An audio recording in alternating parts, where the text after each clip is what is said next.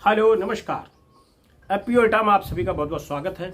तो आज का जो टॉपिक है भाइयों वो इसी के ऊपर है कि बहुत सारे साथियों के कमेंट आ रहे हैं कि सर इक्विटी ग्रांट कैसे लें, इक्विटी ग्रांट का पैसा कहाँ आता है। तो ये बहुत सारे जो कमेंट आ रहे हैं उनके ऊपर आज मैं आपको वीडियो देने वाला हूँ। तो सबसे पहले तो आप ये सोच लेना कि इक्विटी ग्रांट आपको मिलेगी कैसे और कहाँ आएगी। तो आज भाइयों इसी के टॉपिक के ऊपर ये वीडियो है।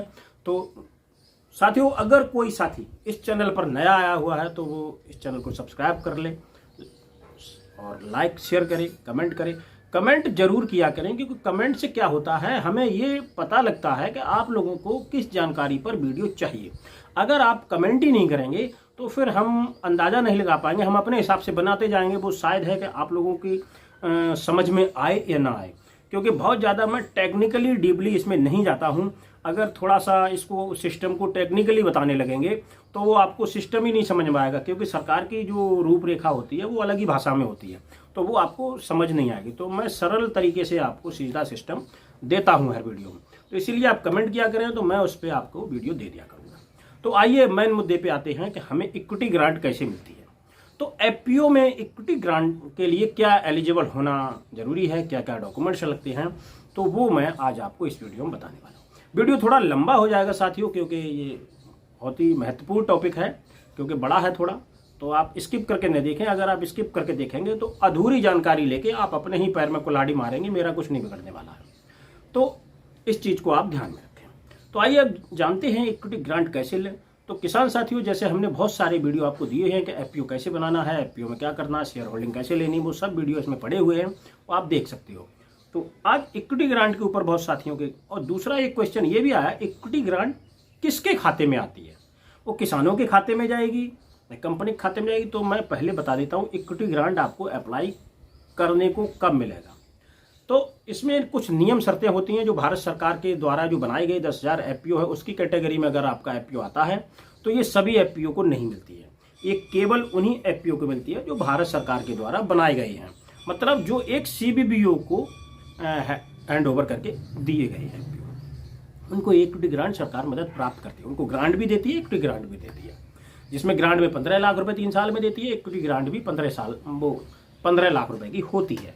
अब 15 लाख रुपए की वो इक्विटी ग्रांट इस वजह से होती है कि अगर आपने सपोज करो 1-1 हज़ार का एक किसान जोड़ा तो आपको लगभग 1500 किसान जोड़ने पड़ेंगे, तो वो 15 लाख की पूंजी किसान की होगी शेयर होल्डिंग की, तो 15 ही लाख भारत सरकार आपको दे देगी। लेकिन आप इसको टुकड़ों में भी ले सकते हो। तो टुकड़ों में कैसे लेंगे, कम से कम आपके जो एपीओ है उसके अंदर, इसमें जो मैदानी क्षेत्रों के एपीओ हैं उनमें 300 फार्मर उसमें शेयर होल्डर होने अनिवार्य हैं। अगर आपके 300 फार्मर उसमें पूरे नहीं होंगे तो आपको इक्विटी ग्रांट जो है नहीं मिल पाएगी, क्योंकि ये एक उनका बाउंडेशन है। और जो पहाड़ी क्षेत्र के एपीओ बने हुए हैं उनमें 100 मेंबर होना, जो 100 शेयर होल्डर हैं वो होना बहुत अनिवार्य है, तो वही लोग एलिजिबल होंगे। अब इक्विटी ग्रांट के लिए आपका पूरा ऑफिस सेटअप बना हुआ होना चाहिए, सारे डॉक्यूमेंट्स आपके पास प्रॉपर होने चाहिए। और ये सब प्रक्रिया जब आप 300 किसानों की शेयर होल्डिंग अपने बैंक अकाउंट के अंदर, जो आपकी कंपनी का अकाउंट खुला हुआ है उसमें आप वो पैसा जमा करेंगे।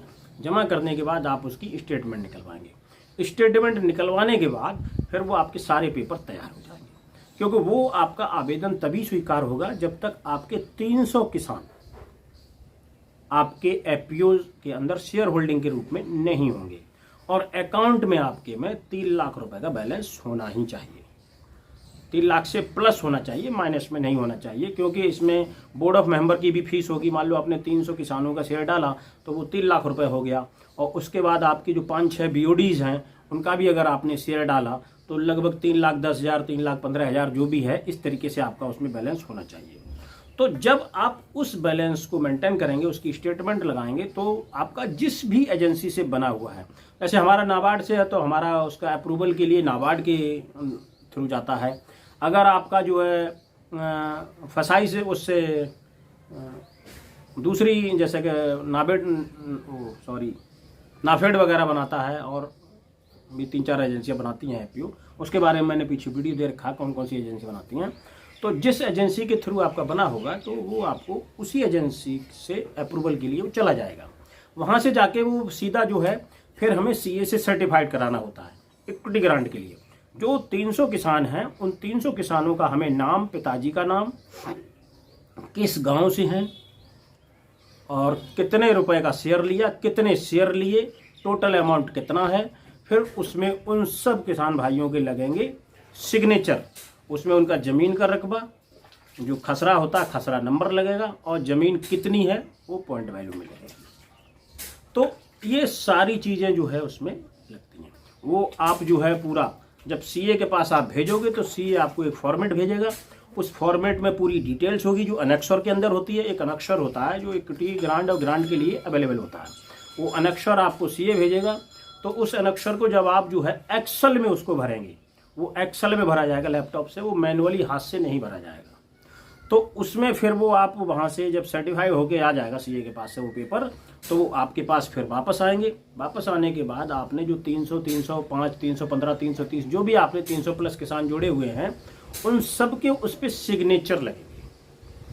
वो सिग्नेचर अथेंटिकल होना बहुत ज़रूरी है सभी किसानों का। तो वो सिग्नेचर लगेगा। सिग्नेचर करा के उसको पूरे डॉक्यूमेंट्स करके जो आपकी एजेंसी है वो आपको पूरे करा देगी और सीए भी आपको पूरा गाइडलाइन कर देगी। वो पूरे पेपर जब आप कंप्लीट करा के फिर दोबारा सीए के पास भेजेंगे तो सीए उसको उठा के भेजेगा आरओसी में।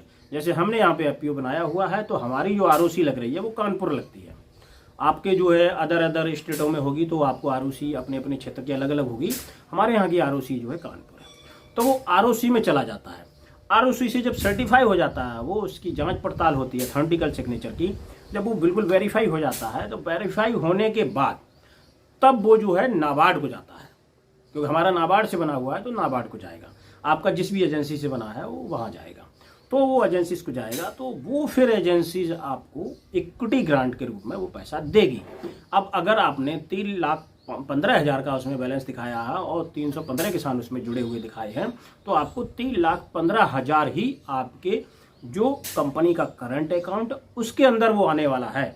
न तो किसी बोर्ड मेंबर के खाते में आने वाला है, न एमडी के खाते में आने वाला है, न किसी अन्य किसी के खाते में आने वाला है। क्यों? ये किसानों की आय दुगनी करने के लिए ये सिस्टम बनाया गया है। तो इसीलिए जो भारत सरकार देती है वो कंपनी के अकाउंट में इसको पैसा देती है। अब अकाउंट में पैसा आ गया है तो अकाउंट में पैसा आने के बाद फिर आपको एक पूरा प्रस्ताव बनाना पड़ेगा। सारे जो आपके बोर्ड मेंबर हैं उनको बिठा के पूरा एक प्रस्ताव बनाना पड़ेगा। अब आपको उस पर एक विचार विमर्श ये करना पड़ेगा उस प्रस्ताव के अंदर, उस बैठक के अंदर कि ये जो पैसा आया है वो हमें खर्च कैसे और कहाँ करना है। तो वो पूरा आपको ब्यौरा वृत्तांत जो है दे दिया जाएगा। तो आज का टॉपिक केवल इक्विटी ग्रांट का था। तो इक्विटी ग्रांट में एलिजिबल होने के लिए ये जो मैंने आपको बातें बताई हैं बस यही चीज़ें लगती हैं। उसके बाद ऐसा होता है अगर हम डॉक्यूमेंट्स बता देंगे तो कुछ एजेंसीज कुछ डॉक्यूमेंट्स मांगती है, क्योंकि हमारा नाबार्ड से नाबार्ड का अलग सिस्टम है, वो अलग तरीके से डॉक्यूमेंट्स मांगती है। जो नाफेड से बना हुआ है, जो अदर एजेंसियों से बना हुआ, उनके अलग फैक्टर होते हैं, वो क्या क्या मांगते हैं। जैसे हमारे में सीईओ अगर हम नियुक्त करते हैं तो उसमें एक छोटा सा उदाहरण मैं देता हूँ। तो उसमें जो उसकी शिक्षा है वो BSc agriculture, MSc agriculture, MBA होना चाहिए या किसी भी एग्रीकल्चर संस्थान से वो जो है एक्सपीरियंस होल्डर होना चाहिए, उसका सर्टिफिकेट होना चाहिए। तो ये सब चीज़ें जो है उसमें लगती हैं। लेकिन अदर जो एफपीओ अदर एजेंसियाँ बना रही हैं उसमें ऐसा कुछ भी नहीं, वो केवल ग्रेजुएशन ही ले लेते हैं। तो ये अलग अलग एजेंसियों के अलग अलग फैक्टर होते हैं। तो इसीलिए मैं आपको सारे डॉक्यूमेंट्स उसमें नहीं बता रहा हूँ, क्योंकि हमारा नाबार्ड का शायद आपका किसी और का हो तो वो अलग अलग रेंज हो जाएगी। फिर आप कहोगे सर आपने ये बताया था हमारे आगे ये आ गया, तो आएगा, क्योंकि हर एजेंसी का अलग अलग सिस्टम होता है। उसी के तहत आपको अप्लाई करना। लेकिन ये सिस्टम हर एजेंसी में बराबर है कि मैदानी क्षेत्रों में 300 किसान होने चाहिए और पहाड़ी क्षेत्रों में 100 किसान उसमें जुड़े हुए आवश्यक हैं। इसके बाद ही आप इक्विटी ग्रांट के लिए आवेदन करेंगे तो आपको इक्विटी ग्रांट मिल जाएगी और उसी से हम अपने एफपीओ को आगे की ग्रोथ के लिए बढ़ाएंगे। तो अगर साथियों ये जानकारी आप लोगों को बहुत पसंद आई हो तो जैसे मैंने कहा है कि आप कमेंट बॉक्स में कमेंट जरूर किया करें, क्योंकि कमेंट बॉक्स में कमेंट करने से हमें ये पता लगता है आपको किस टॉपिक पर वीडियो चाहिए और किस पर नहीं चाहिए। तो उससे क्या होगा कि वो आपको एकदम सटीक जानकारी मिलेगी उससे। अब बहुत सारे साथी उसमें फ़ोन नंबर भी मांग रहे हैं, तो मैं इस वीडियो के डिस्क्रिप्शन में या उनकी कमेंट बॉक्स में आप कमेंट करिए। आपको अगर नंबर चाहिए तो आप कमेंट में मांगिए, क्योंकि अगर मैं डिस्क्रिप्शन में दे दूंगा तो फिर फ़ोन वो बहुत ज़्यादा बिजी हो जाता है, वो बिल्कुल ओपनली शो हो जाएगा, तो उसमें दिक्कत आएगी। तो इसलिए मैं आपको वो सबको फ़ोन नंबर दे दूंगा, जिससे आप बात कर सकते हैं अगर कोई दिक्कत आती है तो एफपीओ से संबंधित। तो ऐसी कोई बात नहीं, आप लोगों के लिए सदैव सेवा पे तत्पर हैं। तो अगर ये जानकारी आप लोगों को पसंद आई हो तो ज़्यादा से ज़्यादा वीडियो लाइक शेयर सब्सक्राइब करें। मिलते हैं अगली वीडियो में। नमस्कार, धन्यवाद।